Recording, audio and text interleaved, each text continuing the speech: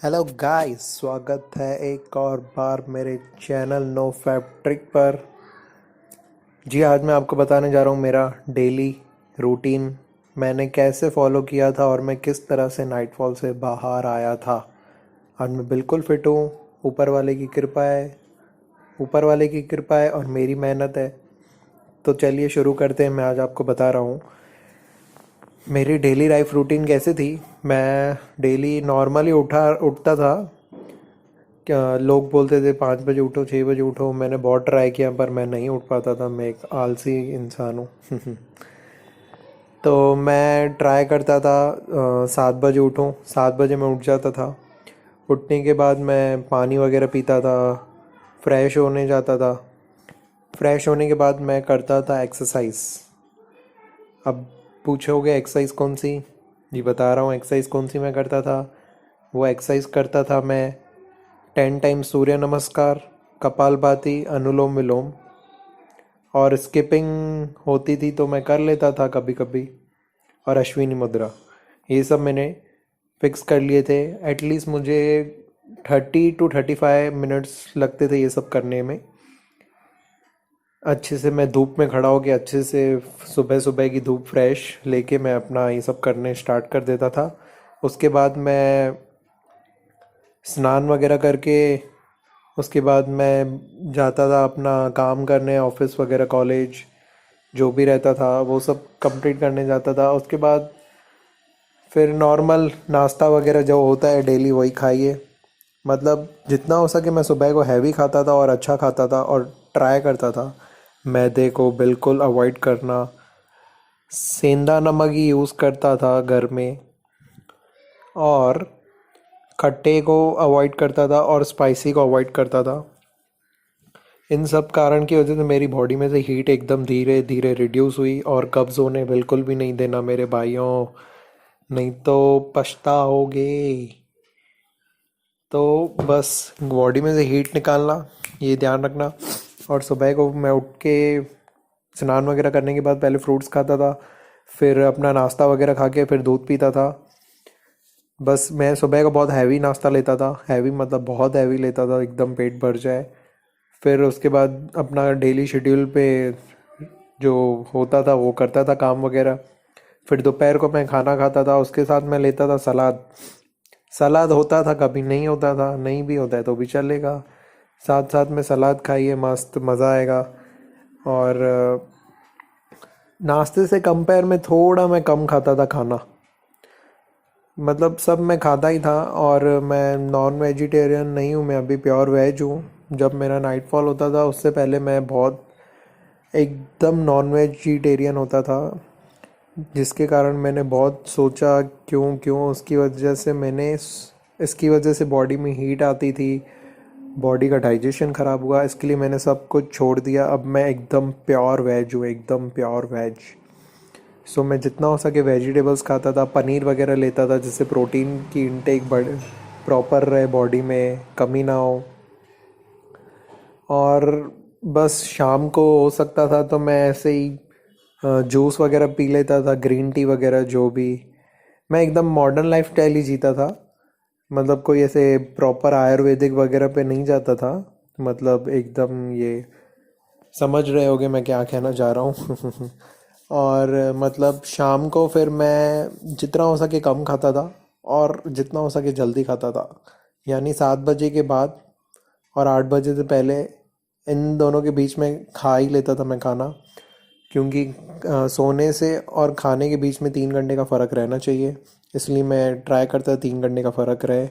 और रात को मुझे सोते वक्त मेरे को बहुत भूख लगती थी तो भी मैं अवॉइड करता था, जो ही मेरी बहुत बड़ी गलती थी। उसकी तकलीफ़ मुझे बाद में भुगतनी पड़ी। सो आपको जितना हो सके 2 घंटे का फ़र्क रखिए खाने और सोने का। मतलब मैं 3 घंटे का रखता था, उसके कारण मेरे को एसिडिटी हुई। एसिडिटी के कारण मेरी बॉडी में हीट बढ़ी, गैस हुई। उसके कारण मेरा फिर से नाइटफॉल होना स्टार्ट हो गया बहुत। तो फिर मैंने पूरे एसिडिटी को ठीक किया, अब मैं पूरा ठीक हूँ, ऊपर वाली की कृपा है। बस और क्या। बस आप ये रखिए, रात को दूध नहीं पिए तो भी चलेगा, पीना है तो भी चलेगा, लेकिन एकदम रूम टेम्परेचर पीजिए, न ज़्यादा ठंडा न ज़्यादा गर्म, एकदम गुनगुना। वो आप पीजिए 1 घंटा पहले सोने से। और एकदम रात को सोने से पहले न पानी पीजिए न क्या, हाथ मुंह वगैरह अच्छे से धो के सोइए। और पैरों के तलवों पर अच्छे से कोई भी तेल की मालिश कर लेना, हल्के की।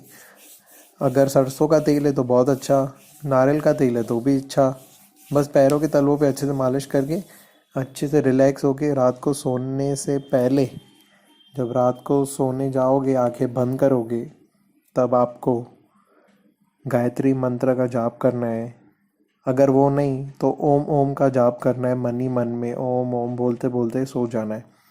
इससे क्या होगा, आपका डायरेक्ट इम्पैक्ट होगा सबकॉन्शियस माइंड से। ये एक ही तरीका है जो आपको रात को सपनों से, गंदे विचारों से बचाएगा।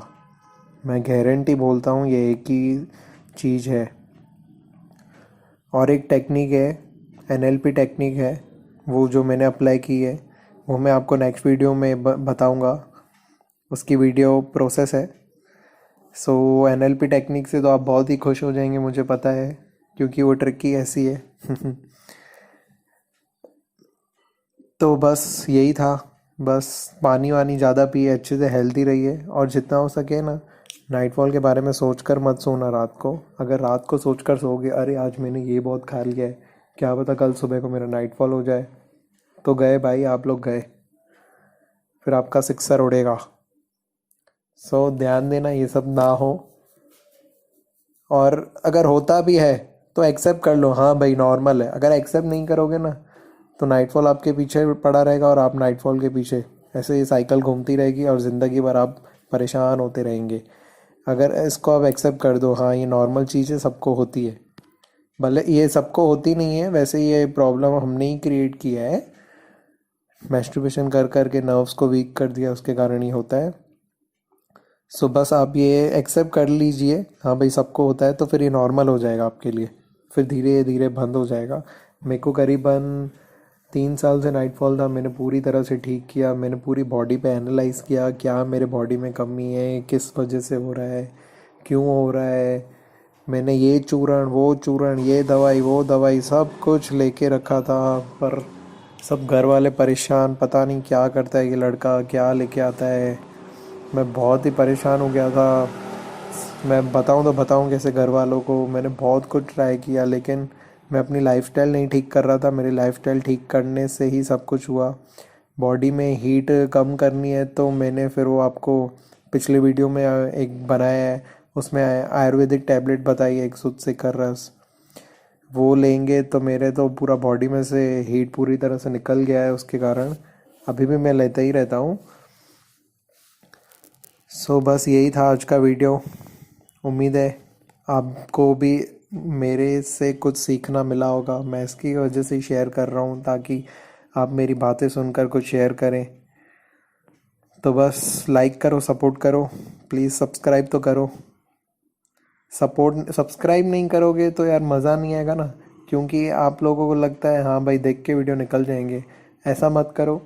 सब्सक्राइब करोगे, एक दूसरे को सपोर्ट करोगे, तो कोई दूसरा, अगर आपको कभी ज़रूरत होगी तो कोई दूसरे लोग आपको सपोर्ट करेंगे। ये कर्मा का लाइफ साइकिल है। सो सपोर्ट करो मेरे को भी, प्लीज़ गाइस।